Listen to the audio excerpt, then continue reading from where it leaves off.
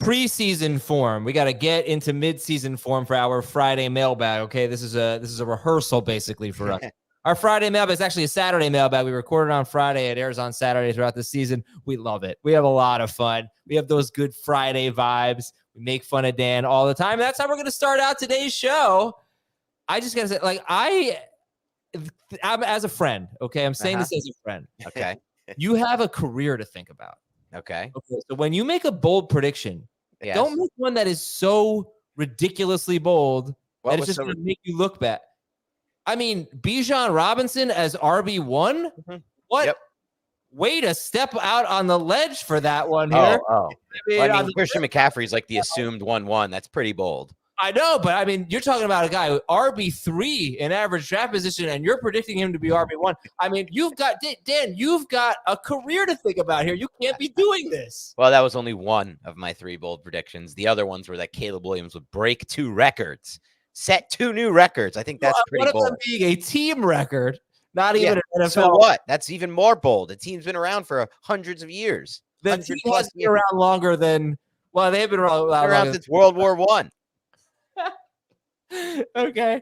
The team was before football. You know what? I got a bone to pick with you, Adam. Might I add? Oh, yeah. I got a bone to pick with you. Okay. I need the popcorn meme. This is fun. Get your popcorn ready. 2 things that Adam has done that have been, not great friend things. We're talking about careers here. How about friend things? Okay. 1, I invite Adam to something awesome that he was the first person I thought of as a diehard fan of this team.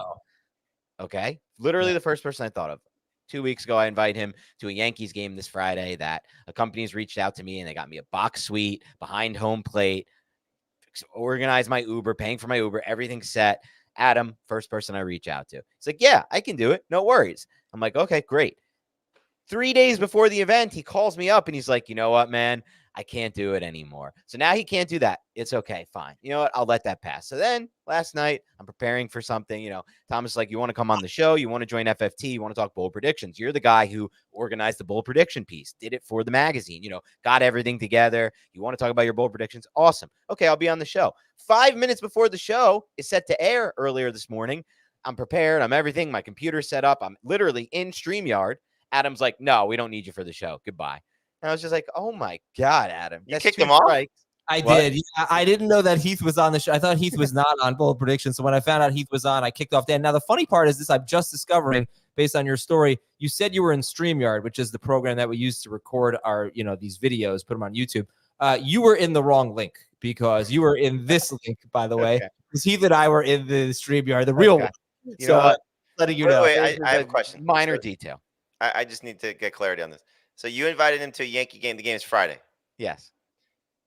Did you say earlier today you're going to an ice cream social on Friday? No, Saturday. Oh, my God. Oh. Yeah. If you were going to pass up the Yankees game to go to some ice cream social like a 65-year-old human being, you would never hear the end of it. Box sweep. I'm home plate, and he's missing it. Believe me, I don't want to miss it. I couldn't make it happen. All right, let's get into our show here. It is a mailbag. Before we do have some controversy. Uh-oh. Wait, hold on. Can I just let me hold on one second. fantasyfootball@cbsi.com is our email address. fantasyfootball@cbsi.com. And also Apple Podcasts. Great way to get your question answered right now. Apple Podcast questions. Leave us a 5-star review and a question within that review. But tell people why you like the show. Help us grow. We still want to grow. Always. Spread the word. So, yes. Go ahead, Jamie. Go ahead. So we have some controversy regarding our fantasy baseball team. And you've been very no pun intended, adamant about our record being changed, which it should be because we rightfully won a week that was taken from us because of our opponent having an illegal lineup. You've since said that you called out the commissioner, right? And you did so via the league chat. Well, I warned him. I said, if you did, no, it's been weeks coming. We are now week 12. This was started in week 2. He's backstage. He's going on to defend himself. To defend himself, our esteemed commissioner, Jack Capitorno. What's up, Azer? Oh, what is this? The GOAT commissioner. Look at the backwards hat. He's coming in hard with that backwards hat. Oh, no. All right. Well, man, when you don't think you have to actually face the guy, it's easy to. Okay, go ahead. Defend yourself. Because in week 2, one of our guys, Eric is his name. He had an illegal lineup. we agreed that at the end of the week, we were going to take out his highest scoring second baseman and his highest scoring starting pitcher because he started an extra one of each and Is see. that fair, though? Is that fair? You agreed to it. I think it's fair. You suggested it, But your original suggestion was even more harsh. You said, all right, I'm going to give him the L. And we said, no, just let's see what happens. Take out his highest scoring starting pitcher's highest scoring second baseman and then see what, how it changes the results. And he went from a win to a loss. But Jack, that was week 2. We're in week 12 now. Jack has not changed the record. Okay, so I called you out on the message board. Playoffs, I called you out on the message board today. I had it up to here. Go ahead, Jack. People around the office, it's buzzing. People don't know who you are. People now they just think you're some old angry guy that just yells at me at fantasy boards. So it's not PAs come up to me. They're like, "Who is this guy?" I hear a lot of beating around the bush here from Jack. But you know what, Jack? You got to take ownership. What happened? I am the villain in this community. What happened?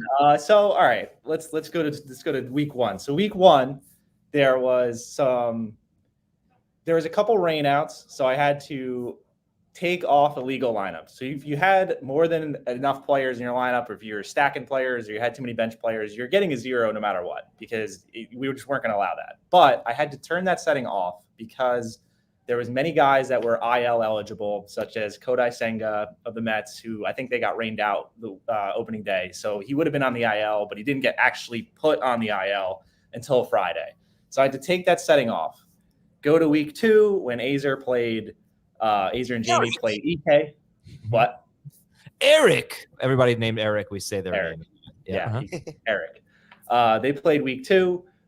He added 2 players. Now, I think CBS Fantasy should not automatically put people you add into your lineup. I think that is a now flaw. He's taking shots at the product team. Going off the rails here. No, I think that's flawed. I think if you add somebody, they should go to your bench. I don't think they should automatically put in second baseman. Why do you need 2 second basemen? You don't. So I thought they did, first of all, but you're not mentioning that you forgot to take the illegal lineup. You forgot to put the illegal lineup setting back on. Correct, and that's on me. Which is but I don't think EK should be penalized as harshly as we think he should be. Well, I think taking away Corbin Burns from his team is unfair because he's not going to bench Corbin Burns in this situation. If he added Aaron Savali, which is who he added, by the way, who I'm pretty sure was possibly on IL in week 2, he didn't pitch at all. He got a 0. So I don't think he would have. He's clearly not benching Corbin Burns, which is what we were proposing in this situation. No, I am. think it could have been too hard. Okay, so this is 10 weeks later. Now you're saying I said because he started an extra second baseman and SP that we should remove the highest scoring one at each position because that is a penalty for having an illegal lineup. At the end of the day, it's his fault for having an illegal lineup. You are now 10 weeks later, and you took a shot at me on the message board, by the way. You said you spoke to greater fantasy minds than me. I love that. They said that we should just take away the 2 guys that he actually picked up. But I said that's not really penalizing EK at all. Eric, we're not penalizing him at all. So, Dan, what do you think here? Oh, you're not going to like what I think, actually. What? Yeah. I don't know. Like, I feel like you're kind of like cherry picking this a little bit, Azer. I'll tell you why I think that. I think in other situations, you're not like a big, like, penalize the guy. There needs to be a penalty. I think you would, in other situations, be like, yeah, obviously it's the last 2 guys that he added that shouldn't be in the lineup because that's what he meant to do. His intentions were not to bench Corbin Burns. If you're a big penalty guy, though, if this is your new thing and I'm a penalty guy, anytime there's anything that somebody messes up on, a little mistake here, a little mistake there, well, then I don't want to hear anything during the fantasy football season if somebody clicks the wrong button and accepts a trade or something like that, because their intention was not to accept the trade. Their intention was to click reject. I'm muting him. We're supposed to follow what the commissioner says, right? I'm muting him. All right, fine. You can go back. All right, what was that, Jamie? We're supposed to follow what the commissioner says, right? So the first exchange that we had with this was me texting Jack with you on it. How do you still have these texts? Huh? That's how phones work. Hey, Commish, your settings might be off because Eric has an illegal lineup that's still scoring points. He has 1 extra second baseman and starting pitcher. The commissioner's first response was, he'll take the L. Yes, exactly. Wow. You think that's the penalty? I said, no, that's too harsh, basically. I said that. I said, you can let him set a legal lineup, just pointing it out. And then You And then said I said you said yes. You should yeah. remove the highest scoring second baseman, highest scoring pitcher. And then And Jack then was like, the yup. commissioner said, I honestly thought the same thing. Yes. This is all Jack's fault. Yeah, but like you guys see, it's unfair because you guys are very prestige in the fantasy realms. You know, I'm going to take your opinion most of the time and believe it. But you know, I He got can't. bullied Like, into his you guys are decision. too I close agree to with the that. situation. You know, you guys have been doing fantasy much longer than Look, me. Azer's a bully. We all know this. We've Yeah, learned this you guys along the bullied way. me into this. Now there's I evidence think and it was proof. unfair. After long consideration, I think it was too harsh. I think Long I was. consideration. This is longer than any consideration. Jack, I won't let him bully you anymore. I won't let him bully you anymore. Don't Yeah, worry about it. it's Jack. I got your back. And to be clear here, Azer was the commissioner of this league, and he didn't want to do it anymore. True. That is a very good point. So he could have settled this all on his own. I hated being the commissioner. At one Because time, of me. largely because of you. But all right, so apparently we're putting it up to a league vote, which is whatever. I'll let the league decide. But we've stated our case. Thank you for coming on, Jack. Vote commissioner. Miss you, Azer. Thanks, Jack. All right, let's get to our emails. Fantasyfootball@cbsi.com. This is from Matthew. Of the 2024 rookie class, who do you think has the potential to be this year's Puka Nacua? Okay. So are we saying rookie out of nowhere? Are we limiting this to just wide receivers, or it could be any breakout at any breakout, Adam? I don't care. Whatever you think. Okay. Nowhere, yeah. I got a pick after Jamie. Jalen McMillan. I like that pick. So it's got to be late round guy. I'm going to say day 3 here or in that range. And I got a lot of options that I like here. I'm trying to think who I'm going to narrow it down to. I'm going to go a little higher than day 3, though. And that's okay because this is a player who's not really being drafted early anyway.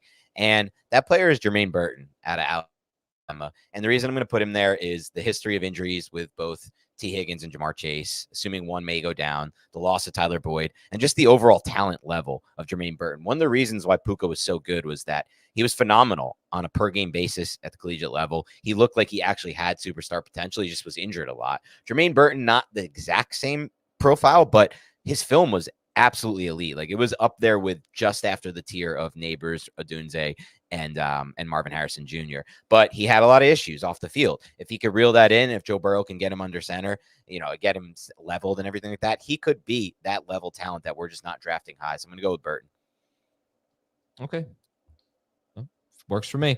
Next up, we have an email from N. Powell. Everyone says this wasn't very good. Oh, sorry. It's a question about Shane Waldron. Sorry. And he was saying that JSN wasn't very good last year with Shane Waldron. He was playing in the slot, low ADOT. What does that mean for Keenan Allen in a Shane Waldron offense? Shane Waldron going from the Seahawks down to the Bears. And which quarterback has performed well under Shane Waldron? And what does that mean for Caleb Williams? Is Shane Waldron just a McVay disciple gone wrong? I mean, he might be, but, I think sometimes, we get so caught up in X's and O's versus Jimmy's and Joe's, and you can't necessarily be a good coach if you don't have good players.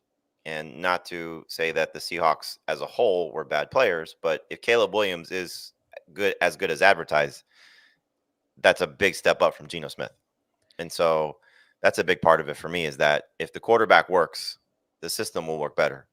And, Geno took a little bit of a step back. We've talked about this a lot, going from Canales to Waldron. I just don't know if, Waldron's offense fit what the Seahawks want to do. I'm hoping that the Bears offense or the Bears skill players will fit what Waldron wants to do. So it certainly could be the case there. But if Caleb Williams is good, I think the system will look fine. And I'll say this from a schematic standpoint, because I agree with Jamie on that, though I will say this. I have voiced some concerns about Keenan Allen's role in this offense earlier this offseason. It's a big reason why I'm so high on Rome Odunze this year, in addition to his unbelievable talent. But I'll say this from a schematic standpoint. One thing I think Waldron does a great job of is finding ways for the quarterback to set himself and find a landmark from in the pocket to strike vertically and hit those vertical shots. A big big part of his system is, setting up plays with pass protection, with extra tight ends in there, and these deeper drops to kind of find those vertical shot plays, which I think works incredibly well with the skill set of Rome Odunze. And I think DJ Moore can also win one-on-one on the outside. He showed it a lot more in Carolina than last year. It's a Justin Fields thing, in my opinion, but Fields occasionally hit him there. So I think those two are the ones who really benefit. But look for the vertical passing game, which also, by the way, fits perfectly with Caleb Williams' skill set. I think this email is, a little bit harsh on Shane Waldron. I don't think he's gone wrong at all. He got a great season out of Geno Smith. He was the coordinator for the Seahawks for 3 years. Yeah. They finished 16th, 9th, and 17th in points per game. So it's not like they were bad. But I do think one thing we haven't really talked about at all in terms of its relation to the Bears is he was the offensive coordinator when they ranked 32nd, 22nd, and 32nd in plays, and 32nd, 30th, and 32nd in time of possession. And we'll see if that translates. We hate that. Yeah. So we'll see if that keeps going with the Bears. Hopefully. One other thing about Waldron that I noticed just from studying him during his time with the Seahawks, a lot of zone running plays. There was just very little power gap, which is going to be different for DeAndre Swift coming from Philly, who had a big mix and a lot of power gap. I felt like he was better with power gap. DeAndre Swift, we'll see if he can fit the zone system. He was supposed to be a zone back coming out, but I think the processing hasn't maybe been there for Swift. But I'm curious to see which back fits that skill set the best, that system the best. And we got to take a break. But by the way, Dan, if I had known that Jack was coming on the show today, I would have kicked you off. I didn't know. It would have been the second time in one day you kicked me off. All right, let's take a break. We got an email with a greeting that I don't think Dan is going to get. We'll be back on Fantasy Football Today. An unsub, a seasoned one, and he's leaving a calling card. How do we find a ghost? I have a plan.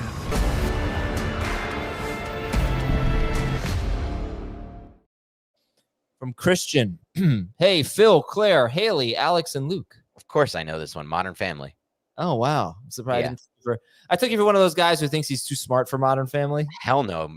I'm surprised you've actually watched Modern Family. I've seen Modern Family countless times. I think it's one of the best shows, the best sitcoms in the last decade, maybe ever, honestly. Good for you. You really watch the show. The writing is phenomenal. Oh, it's amazing. Great show.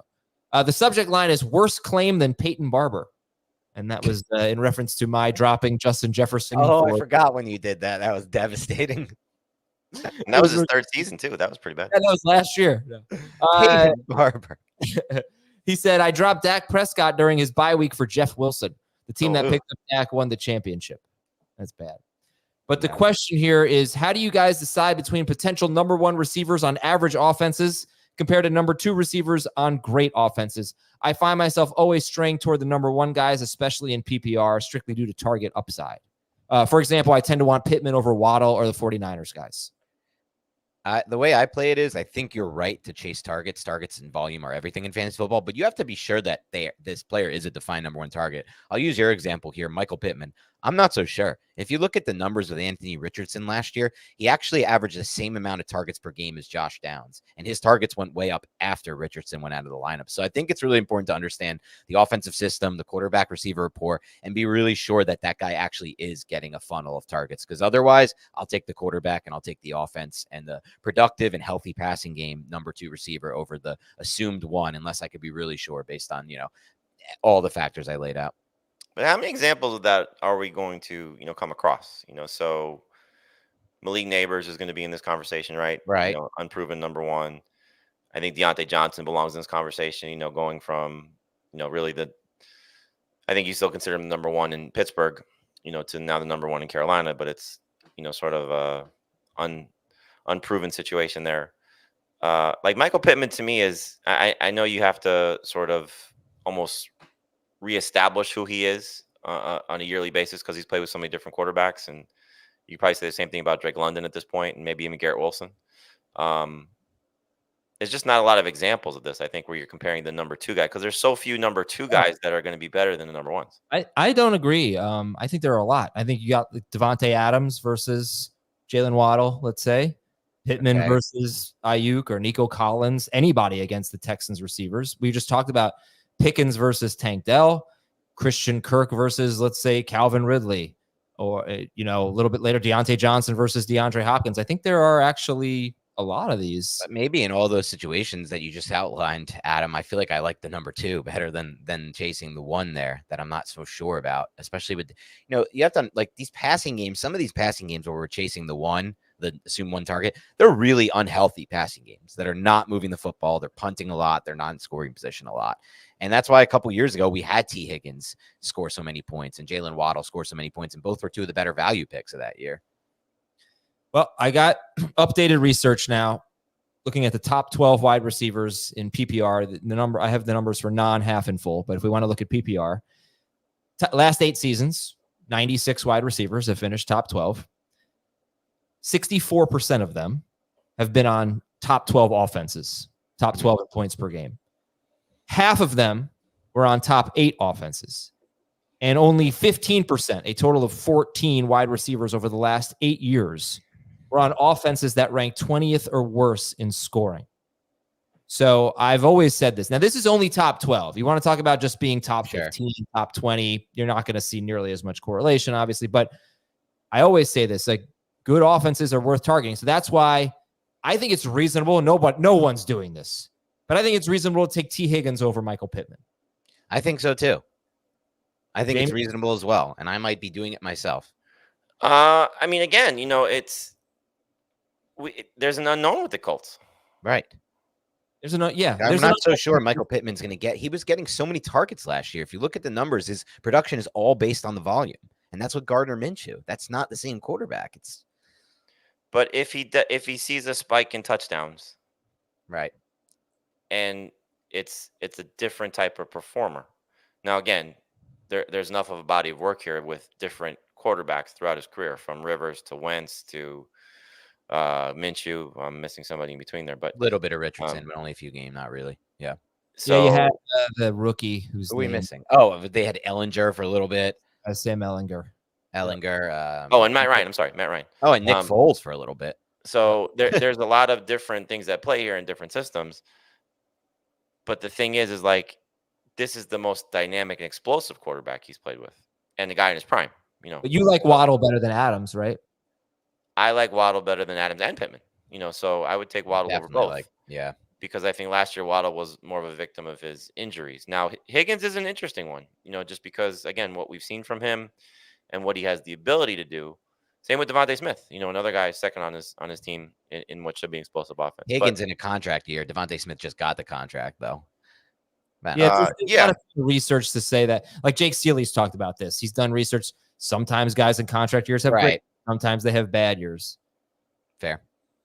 But also, to be fair, like I kind of made it sound like the Colts are going to have a bad offense, which I think is stupid. They're not. I don't think they're going to have a bad offense at all. I think they're going to have a really good.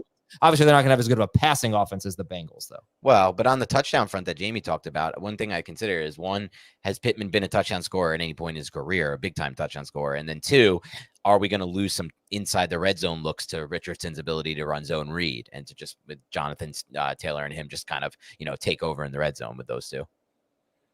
Yeah, I used to have some examples of, we took the number one guy on a bad offense over the number two guy on a good offense. And it was almost always like the number two guy would, not almost always, but often the number two guy would win.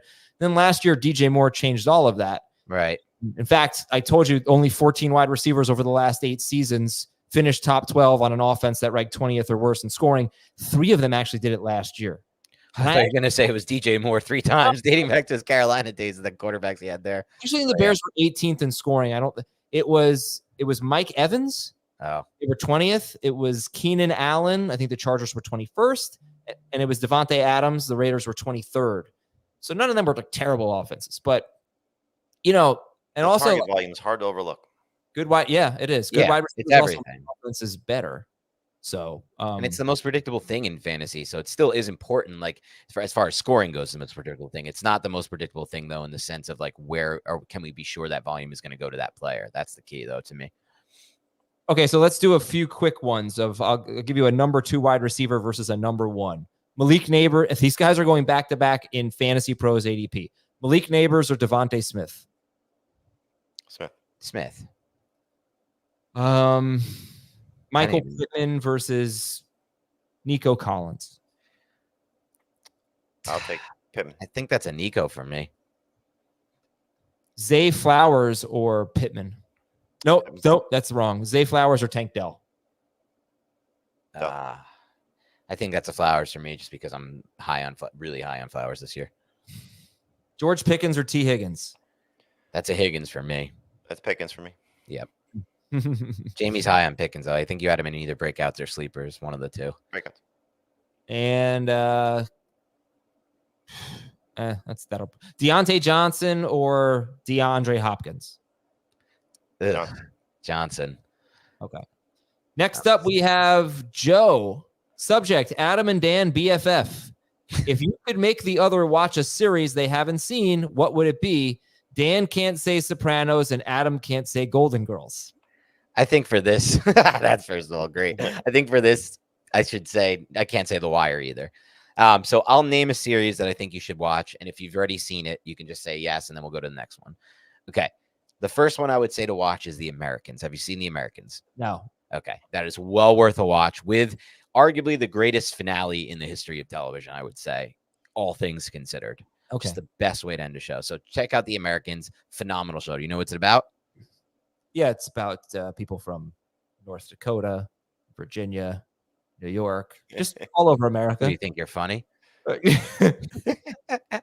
not that nice to me today, buddy. You kicked me off a show. You declined my invitation to a box suite. I mean, come on. That hurt me more than it hurt you. I would recommend The Shield for you. And if you think that's too I've old, seen The Shield. What else we got? Mayor of Kingstown. Okay. It's awesome.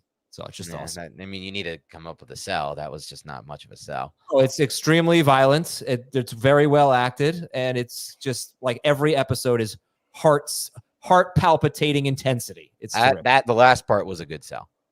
All right. This is Jake from a borough of royalty. Oh, Queens. I get it.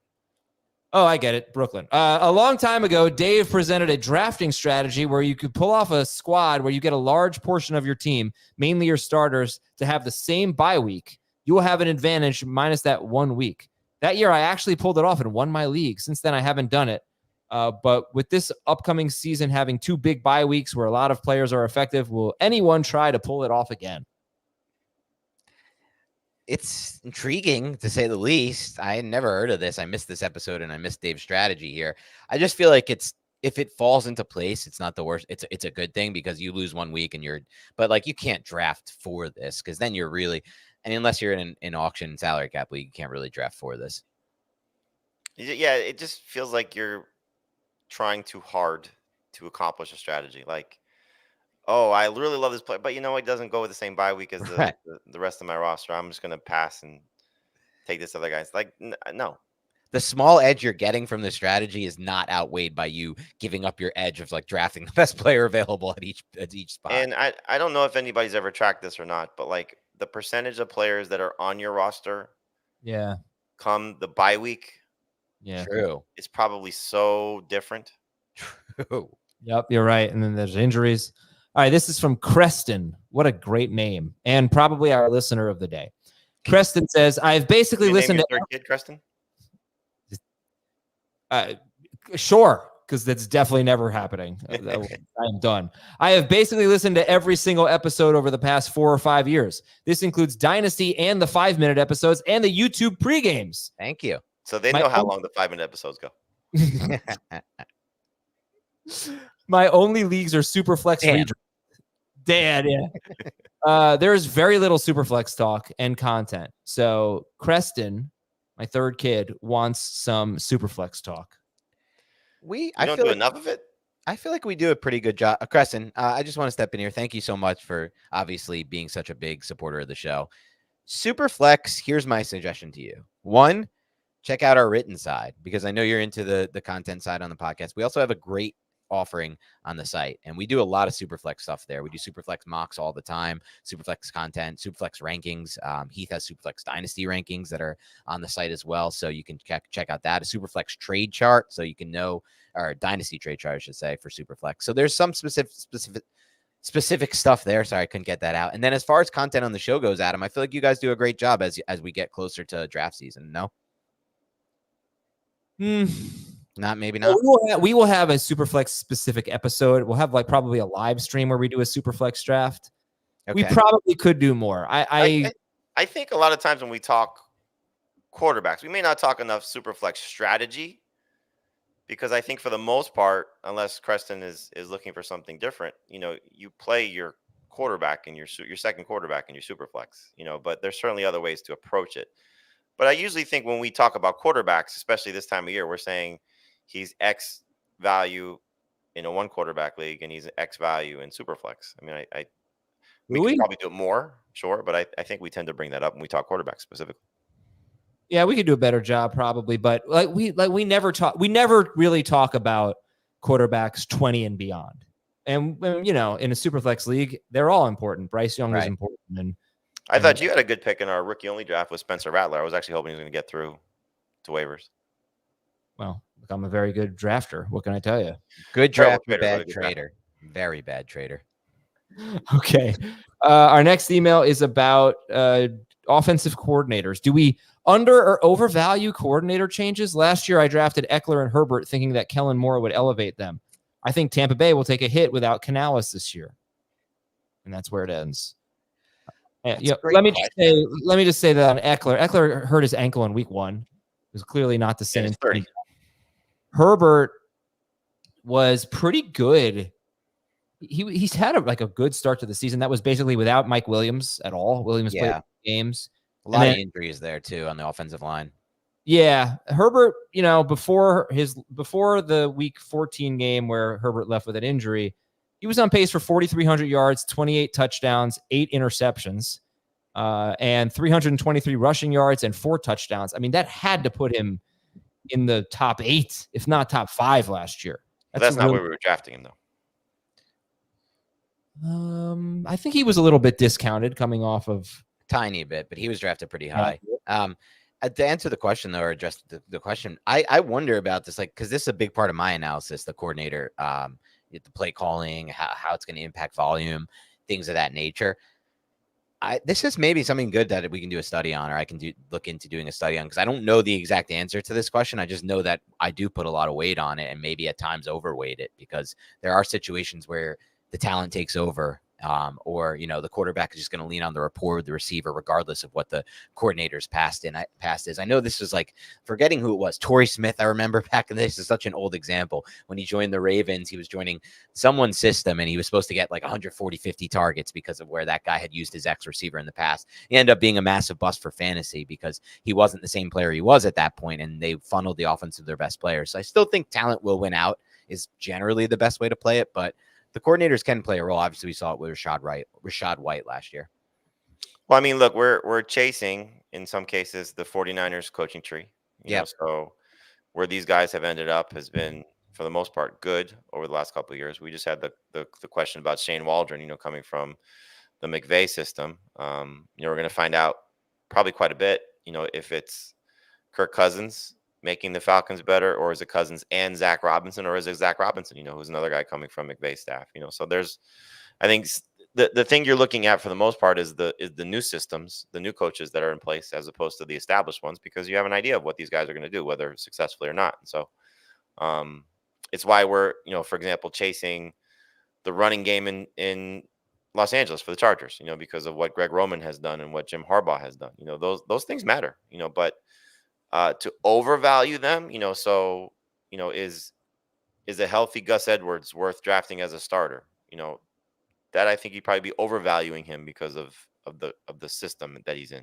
So those things, I think, you don't necessarily want to just go all the way in, but you certainly want to buy into a little bit because of a tried and true situation. The Seattle one's intriguing to me, with Ryan Grubb coming in and what his system was in Washington and how much that is going to carry over the NFL exactly, in those type of scenarios.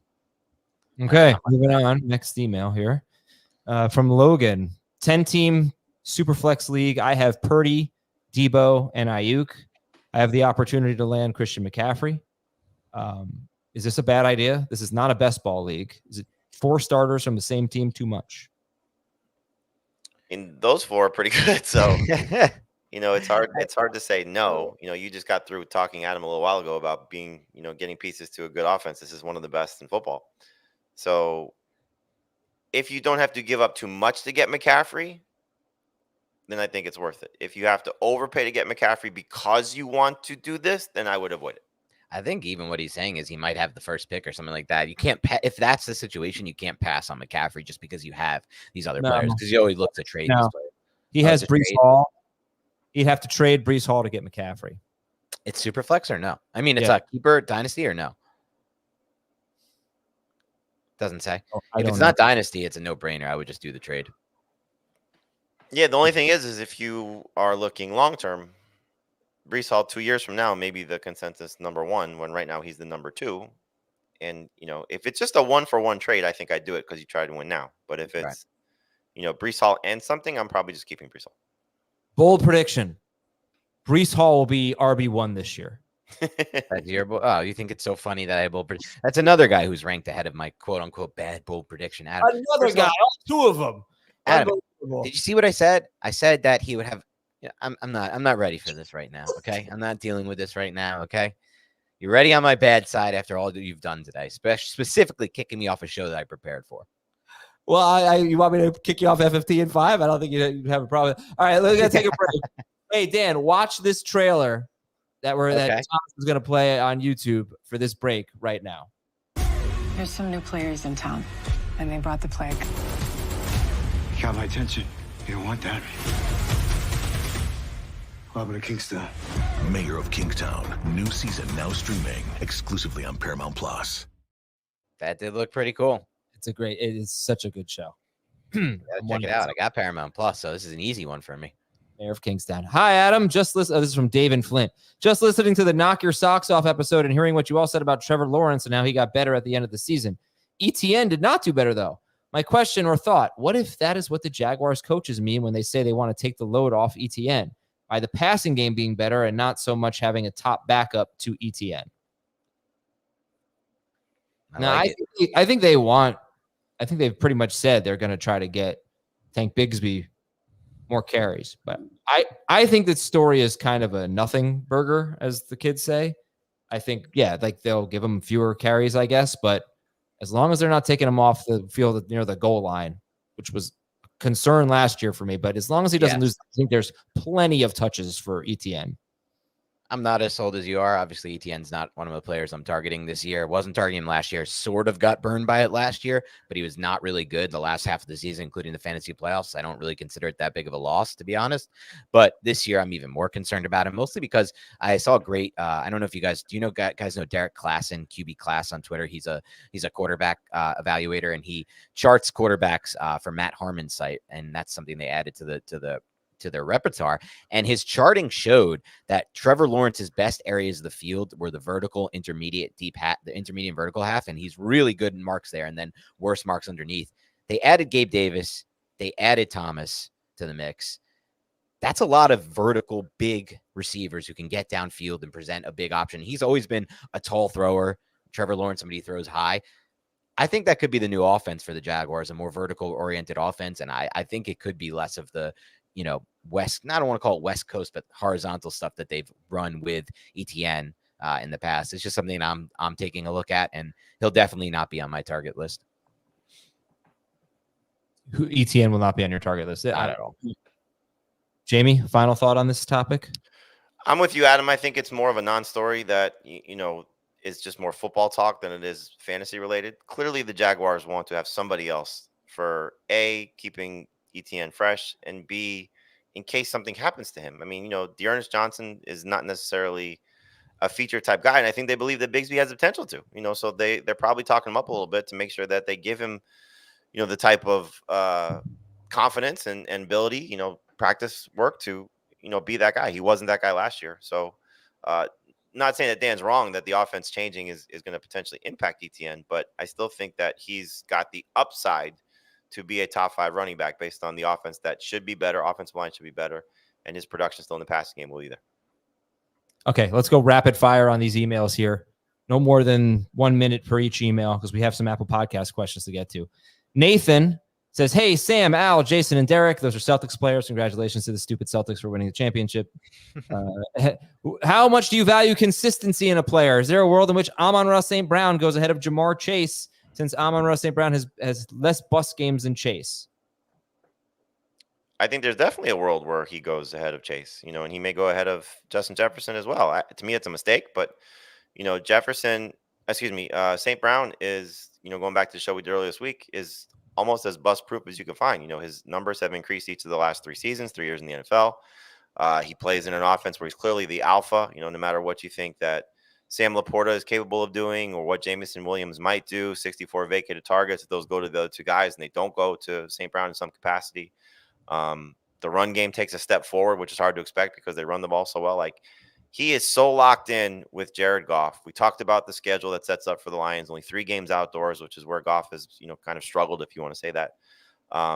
He's just as safe as they come. So there's a little bit more volatility with Chase, Burrow's injury history. That's something you have to factor in. Jefferson and the quarterback situation being a potential nightmare. Tyreek Hill is 30. If you want to put him in this conversation too, like, St. Brown is to me, like, I know Dan's got Bijan finishing as the best running back in history. I would take the 5 Not receivers. that head, Adam. Sorry, go ahead, Jamie. I would take the 5 receivers, 2 through 6, after McCaffrey comes off the board, ahead of Breece Hall and ahead of Bijan, because I think there's the potential for 20-plus PPR points from all of them. They're safer. And the way that the draft sets up, where the running back's coming back to you in round 2, which is a better way to draft, in my opinion. Okay, next email is from Russ. One quick thing to answer that question. I value consistency more at the beginning of the drafts, early on. You don't want to lose. And in the middle and end of the drafts, that's when I'm not valuing consistency and going for upside. Sorry. All right. From Russ, it seems everywhere I turn, leagues are becoming more and more tight end premium. I don't hear about it much on your show. How much sooner are you taking the top guys in a 2-point per catch league? Ugh, I don't get tight end premium. 2 point. Oh, tight end premium. I understand it works. I don't understand why it exists. It's bizarre. It's to make that position more valuable. That's why we do 2 quarterback leagues too. What? No, that makes quarterback less valuable. 2 quarterback league. I'm sorry, Superflex leagues. No, it makes them more valuable. I mean, sort of, but also kind of cheapens them because, again, there's like more scoring, and now you need 2 of them. But I see where you're I see what you're saying. Obviously makes them go earlier in drafts. But yeah, I just don't get it. Oh, hey, here's a position. We're just going to give them double the points for the catch. We're going to treat them like a completely different thing. And just, you made a catch. That's worth 2 points. How stupid. I hate tight end premium, okay? It makes absolutely no sense. It's fine. I'll play any tight end premium, like whatever. But there is no purpose for them. No purpose for tight end premium leagues. I don't get it. That's why you trade Trey McBride for Malik Neighbors. In a non-tight end premium, because I would never be the commissioner of a league that was tight end premium, because it's dumb. Sorry, Scott Fish. Whoa. Well, no, Scott Fish does the Scott Fish Bowl, and it's tight end premium, and it does change very, so basically, very you're just taking shots at Scott Fish. No, very much. I'm kidding. That's going to be an interesting draft the first couple rounds. Why aren't we in the same Scott Fish Bowl again, Adam? We should make that a yearly annual thing. I was doing you a favor. I'm tired of kicking your ass. You didn't kick my ass in that at all. First of all, wow, you just cursed on there. Second of all, you didn't kick my butt in that at all, if we're really thinking about it. Because do we even remember? Didn't you draft like bad players and not make the playoffs that year? No, I actually had a great year that year. I think I did better than this is anecdotal. Nobody believes this. Well, okay. The question is, you know what? I think I might just leave it at my rant, but fine. When would you take Kelsey and Laporta in a tight end premium league where it's double the points for a first round for sure for me? Probably mid first. I would actually look the second round at the earliest, just because I think the position at the top is as good as we've seen. I know we say that all the time, but it feels like this is the case with Kelsey coming back to the pack and Laporta and Andrews and hopefully McBride still and Kincaid, hopeful for him, but there's a lot to like about the top 6 or 7. So I wouldn't want to reach in round 1. But just remember, you're kind of thinking of it a little bit wrong. Maybe it's catches. It's not their touchdowns. It's not their yards. It's their catches that count for more. So it should also maybe change your tight end rankings. The gap between maybe Evan Ingram and Sam Laporta maybe shrinks. Now, maybe Laporta has a huge catch season. I don't know. But Ingram had 114 catches and Laporta had 86 last year. Right, but they still have to make up the touchdown difference, too, if you're counting that as well. No, I'm not saying Ingram should go ahead. I'm just saying it's kind of like Ingram's better in that format for sure. It's not. It's like a 6-point versus a 4-point. It should change your quarterback rankings. A tight end premium where it's 2 points for a catch. The higher catch guys, like Dalton Schultz is going to be better in a non-tight end premium because you're hoping he finds the end zone 7 times or something. There's almost no way Dalton Schultz is going to have a lot of catches. So just keep that in mind. It's catches are the key here in this format, which is dumb, as we've established. One more email here from Ted. Oh, no. You know what, Ted? I'm going to save this for another show. It's a really good email about Jonathan Taylor. How about this one? This will get me on another rant from I don't have a name here, but he says, what are your thoughts on a 3rd round reversal for redraft? Is it really a more fair way to draft? Is it more fair? Probably. We've done it a bunch now with Scott. So with Scott Fishbowl, I know you hate it, Adam, and now I've learned you hate it, Jamie. What do you guys hate about it if it's more fair?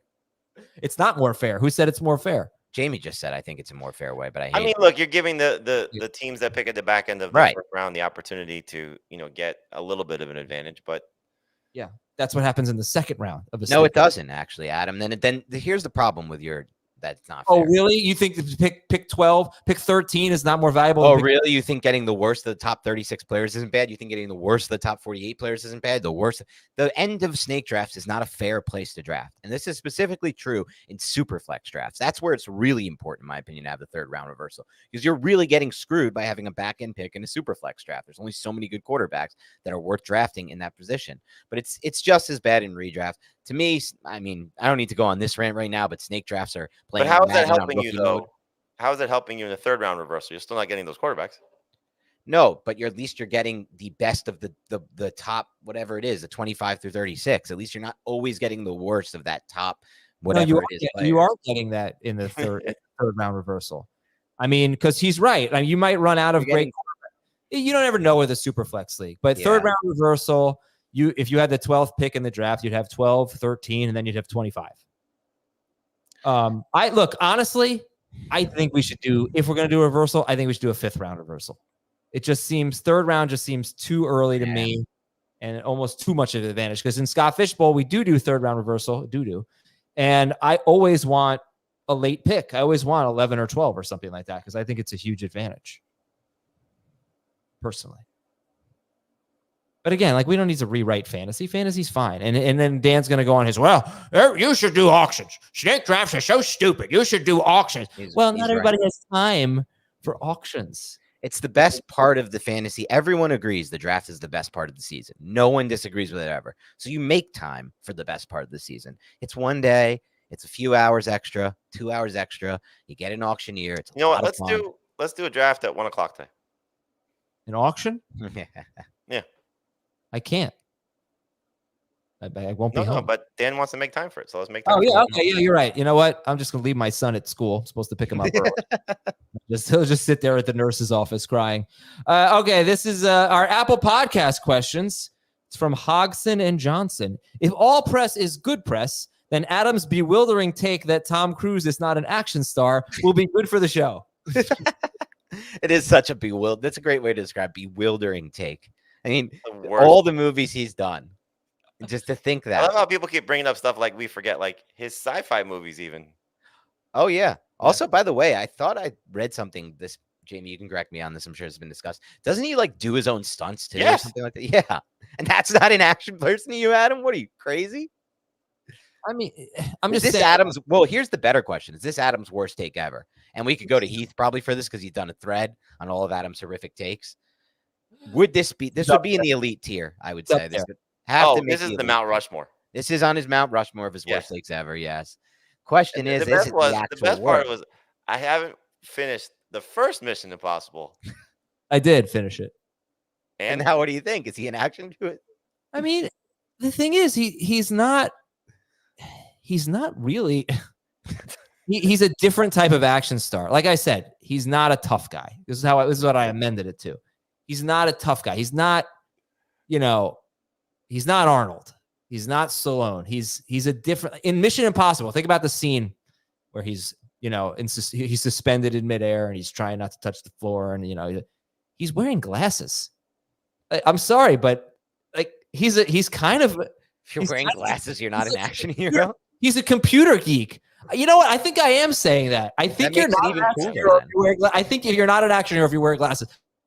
Find me Wow. the action hero who is wearing glasses. Tom Cruise. Sylvester Stallone in Tango and Cash. Tom Cruise. I'm only going to honor Jamie's answer because obviously not an action. You do realize though, part of that moron who, what did you study in college? Theater. I think he studied theater in college. Broadcast journalism And what else? and theater. I knew it. I wouldn't say I didn't try in theater. You do know that in theater and acting in Yes. movies, there are things that are done for the theatrical part of it. And part of that was Glasses? to have the water dripping on his glass, the sweat dripping on the glasses. I mean, all I know is the guy who studied theater as a major in college should really be understanding what an action hero is. I wouldn't say I studied it. I would say it was my major. I did not second major. Yeah, Um, Adam was the guy that had to pull the curtain up and down. That's all he did. No, I sold tickets at the box office. I have the 9th pick in the first round of my keeper league. I can keep 2 players. My options are Double down on it. I can't believe it. no, he's an action star. I'm just saying he's not a tough guy, and I stand by that. He's a different kind of action star. Do me a favor. After your ice cream Tough social, guy. Tough guy after doesn't. your ice cream social, you put your dentures back in your mouth. Go watch Jack Reacher. Okay, fine. Ice Look. cream social. What even is that? It's a little event for the kids. Okay. Okay. Look, I'm going. It's not like me and my wife are going to the ice cream social. The kids are going. That's kind of what I thought was going to happen. Okay. Oh, that fits it. All right. I have the 9th pick in the first round of my keeper league, and I can keep 2 players. I can keep McCaffrey at 109, Gibbs at 204, Taylor at 604, or Dell in round 16. Pick 2. Taylor and McCaffrey for me. Give me the names again. That's Dan, and I'm Adam. Dan. He said McCaffrey at 109. He said Gibbs at 206 or 204. 204. He said Taylor at 606 or 604. Taylor at 604. Okay. And then Dell at like 12. Round 12 round. 16. 16. All right. Uh, that was Close. Taylor and You only messed up 3 of those 4. Yeah, but they were very close.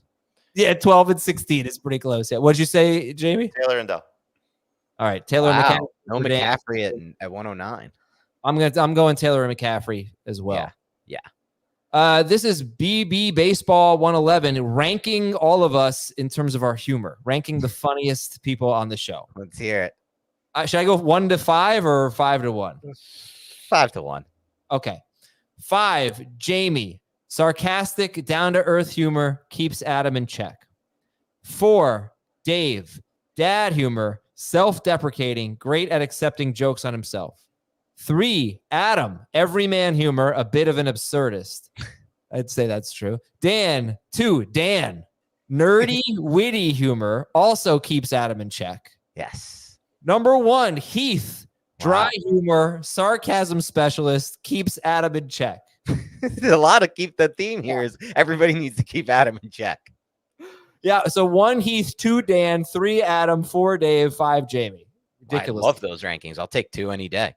Of course you would. I mean, you used to sit on a toilet for the show, but you are not. You are not. But well done. I like that. All right. And last one is from Brandon Lemon in Salem, Utah. 10-team full PPR Superflex Dynasty. Superflex Dynasty. Who would you rather have? Jalen Hurts, Breece Hall, and pick 307 in this year's rookie draft. Hurts, Breeze. So for Dan, that would be Josh Allen, Bijan Robinson, and pick 401. Just they're like close. They're close. They're similar, you know. Like, I mean, I said 204 when it was 206, and I said 304. You know, it was basically 2 picks off. Okay. Team, sorry. Let's do it again for real. Jalen Hurts, Breece Hall, and pick 307. Or Patrick Mahomes, Ramondre Stevenson, and pick 108. Hurts and Hall. I think I got to go the Hurts way, but I don't feel good with Hurts long term over Mahomes. But I got to do it anyway because Breece. So 108, it's Superflex? Yeah.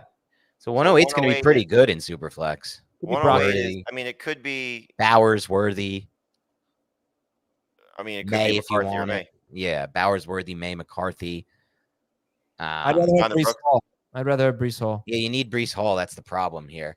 I got to say this about our Bake Burger League. I thought I was doing a great trade when I traded the 102 for Hurts, essentially, and I gave a 3rd-round pick as well. But now looking back, with Marvin Harrison going 1 into Superflex, our rookie draft, I was not expecting. I think I'd rather have Caleb Williams and the 3rd-round pick than Jalen Hurts, personally. Where do you guys stand on that? Caleb Williams or Jalen Hurts long-term in a dynasty? I take Hurts. Okay. I don't trust Hurts.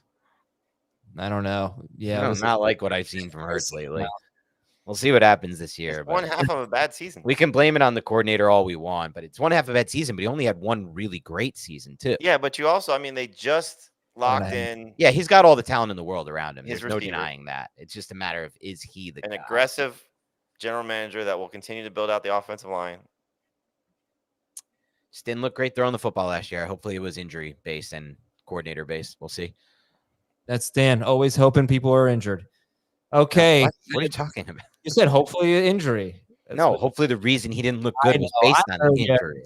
I heard you. Okay, folks, if you want to be tough, don't wear glasses. That's what we learned today. Have a great weekend, and we'll talk to you on Monday on Fantasy Football Today.